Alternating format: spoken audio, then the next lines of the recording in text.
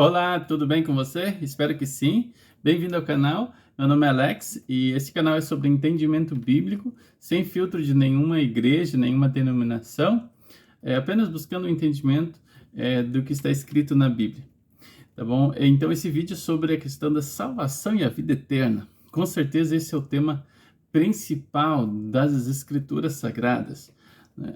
O tema do resgate do ser humano, que é o plano de salvação. Então, a salvação é o resgate daquilo que a gente mais busca evitar, daquilo que a gente menos quer, que é a morte. Eu vou dividir esse vídeo em 3 partes, mas vou antes fazer uma breve introdução com um texto da Bíblia. Mas as 3 partes principais do vídeo vão se referir, primeiro, se a salvação é apenas pela graça, ou também pelas obras. Eu vou explicar de um modo e contextos objetivos e de maneira simples, sem complicação, tá bom? E a segunda parte vai ser sobre a questão se a pessoa perde a salvação, se ela perde, uma vez que ela é salva para sempre ou ela pode perder a salvação, né? E a terceira e última parte é sobre a questão da predestinação e a eleição, tá? Se existe e se Deus predestina alguns para a salvação e outros não, tá? E aí no final vou resumir e repassar os 3 pontos estudados. O primeiro texto, então, é basicamente uma introdução, tá? Mas eu vou ler aqui, que é um texto muito lindo que fala sobre isso. Diz assim, ó, Eclesiastes, capítulo 3, versículo 11. Tudo apropriado a seu tempo. Também pôs ele, Deus, né? Pôs no coração do homem o anseio pela eternidade. Mesmo assim, este não consegue compreender inteiramente o que Deus fez. Uma das verdades mais absolutas que tem é que todos queremos a vida eterna, né? Ninguém quer a morte, todos lutamos contra a morte. Mesmo aquelas pessoas que às vezes tiram a sua própria vida, elas não querem tirar a vida, elas querem tirar o sofrimento. Mas Deus colocou no nosso coração esse anseio pela eternidade, esse desejo pela eternidade, porque fomos criados para a eternidade, não para a morte. A morte não é parte da vida, como muitos dizem. A morte é um intruso, né? A morte é parte e consequência do pecado, na verdade. Mas então, com esse pensamento de Eclesiastes, vamos então ler e responder a primeira questão, que é sobre se a salvação, o resgate da morte para a vida eterna, é apenas pela graça ou também pelas obras. Então, vamos ler aqui um texto, que é um texto muito, muito objetivo, muito simples, que nos ajuda a entender boa parte do que precisamos entender. Porque existem muitas palavras que às vezes causam confusão, e os livros da Bíblia, as cartas de Paulo, de Pedro, João, Tiago, às vezes requerem uma leitura bem extensa, com calma, para que você possa absorver a ideia do que está sendo passado ali, né? Contém muita teologia filosófica, né? Muita ideia que discorre, que vai transmitindo uma ideia, e muitas vezes específica a um grupo de pessoas, né? E que a gente acha que se encaixa exatamente nos nossos dilemas, nas nossas questões de hoje, e nem sempre é assim. Mas eu vou então resumir, por exemplo, algumas palavras. A graça, a fé, predestinação, eleitos, boas obras, santificação, justificação. Às vezes, todas essas palavras causam um pouco de confusão, mas eu vou resumir de forma simples, que você vai entender. E, por exemplo, a palavra salvação também, depende, você vai ler aí na Bíblia, ela não significa apenas salvação assim da morte para a vida eterna. Ela também tem um significado muitas vezes de proteger, de socorrer, de guardar.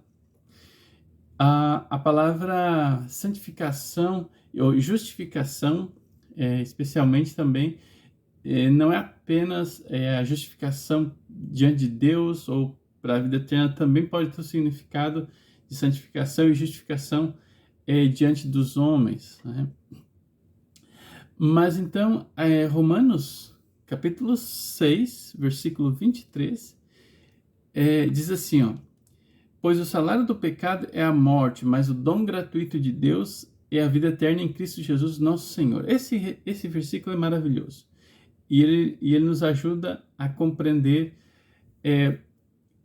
de que forma, qual o meio que nós somos salvos. Ora, o salário do pecado é a morte. Então pensa, a graça, o que seria a graça? A graça é Jesus, né? É o dom de Deus. Então, olha só.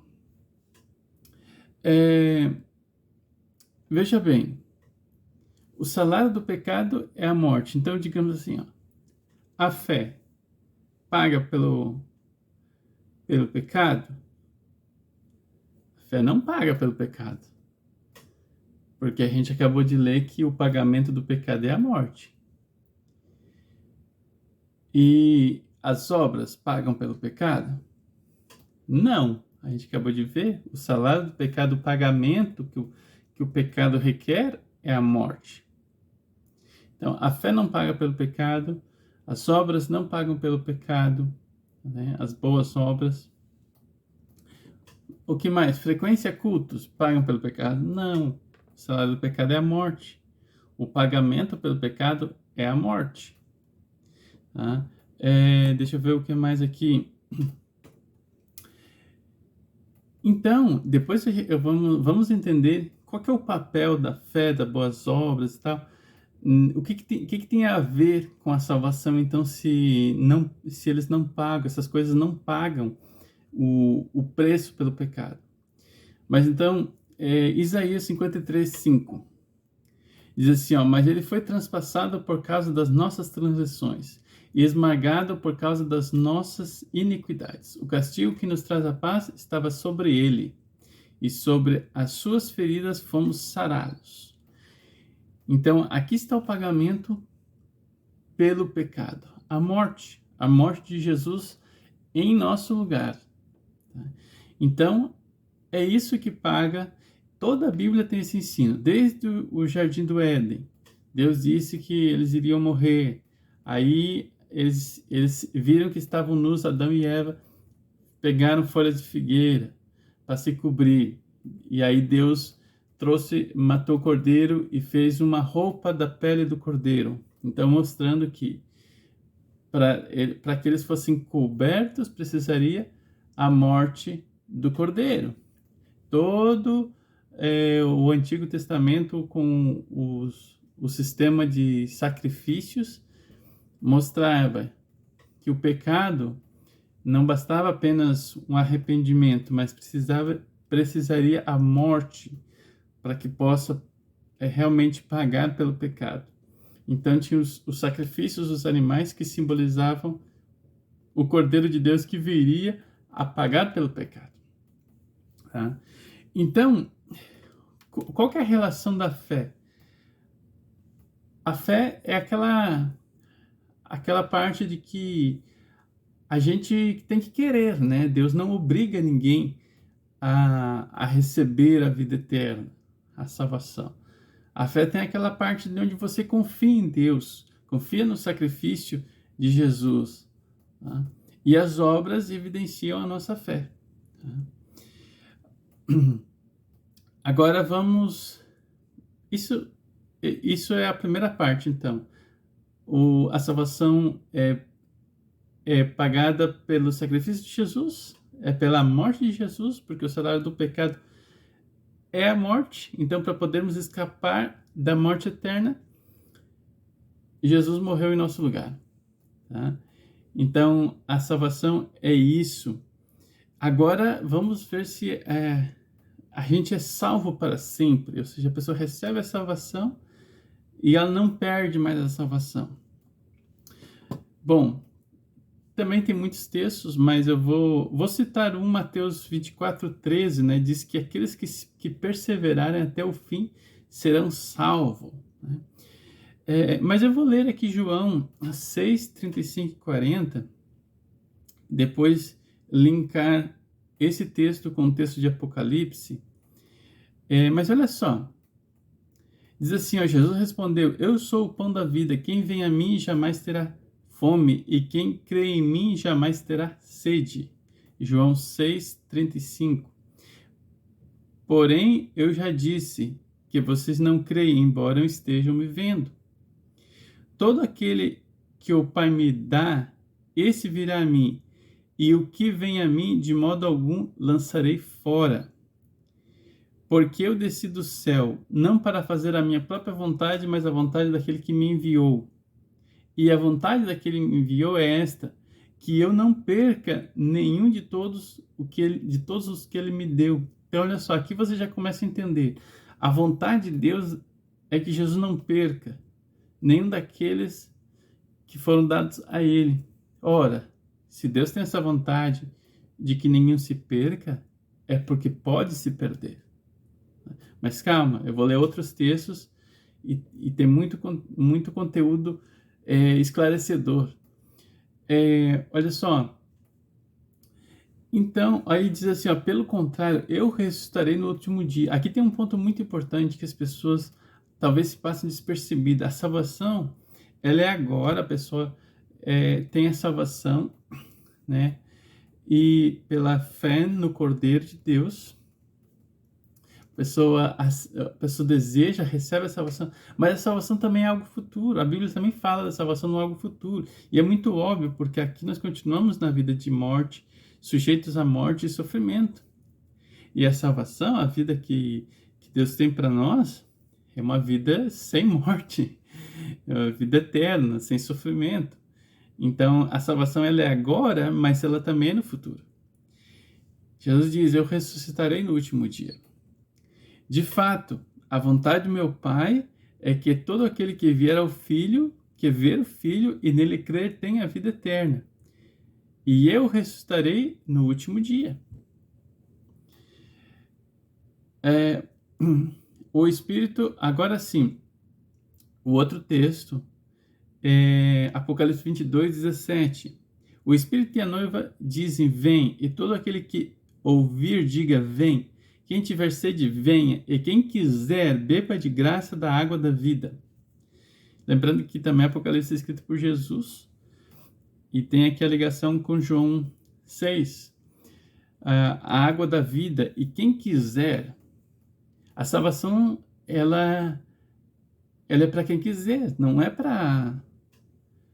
se a pessoa recebeu o presente de Deus, que é Jesus, que é esse dom, que é a graça, e até usufruiu dessa salvação, mas depois ela não quiser mais, você dá um presente para alguém, ela recebe, usa, mas depois ela resolve te devolver, não quer mais?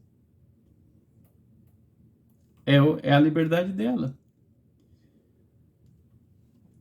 Agora, o outro texto, para continuando aqui, concluir e respondermos essa questão, se a pessoa pode perder ou deixar a salvação, porque é a liberdade dela.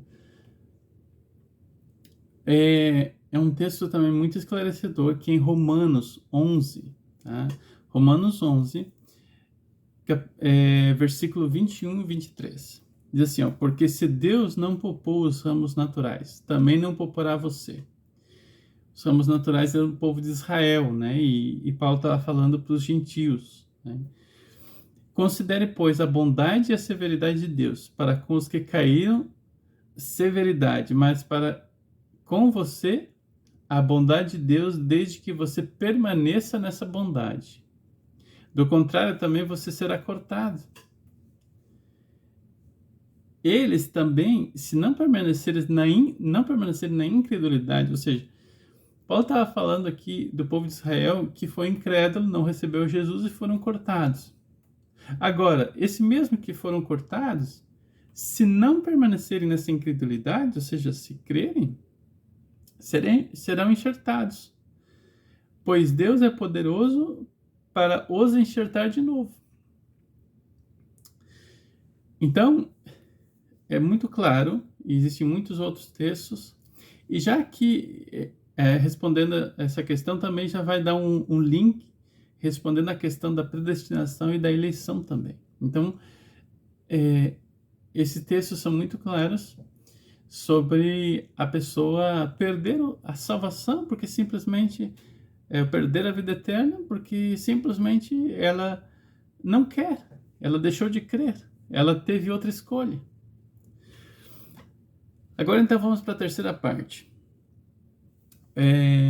sobre a questão da predestinação e da eleição.